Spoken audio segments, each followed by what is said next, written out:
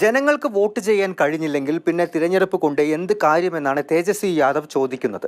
ചതിയിലൂടെ ഭരണം പിടിച്ചവർ വീണ്ടും അതേ വഴിയിലൂടെ വിജയിക്കാൻ ശ്രമിക്കുന്നു.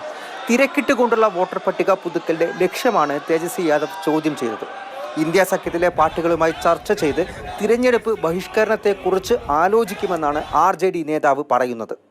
എന്നാൽ വ്യാജ വോട്ടർമാർക്ക് എങ്ങനെ കളമൊരുക്കാനാകുമെന്ന ചോദ്യമാണ് തിരഞ്ഞെടുപ്പ് കമ്മീഷന്റെ പ്രതികരണം.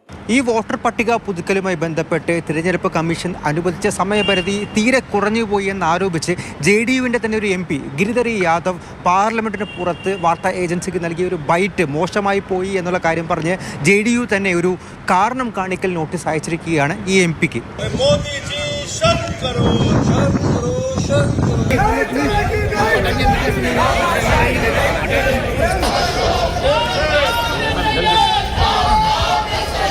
പാർലമെന്റിൽ മുഴങ്ങുന്നത് സ്പെഷ്യൽ ഇന്റൻസീവ് റിവിഷൻ എന്നറിയപ്പെടുന്ന വോട്ടർ പട്ടിക പുതുക്കൽ പിൻവലിക്കണമെന്ന മുദ്രാവാക്യങ്ങളാണ്.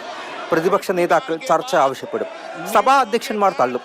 വർഷകാല സമ്മേളനത്തിന്റെ 4ാം ദിനവും വോട്ടർ പട്ടിക പ്രതിഷേധത്തിൽ തടഞ്ഞു തന്നെയാണ് പാർലമെന്റ് സ്തംഭിച്ചത്. മാതൃഭൂമി ന്യൂസ്, ഡൽഹി.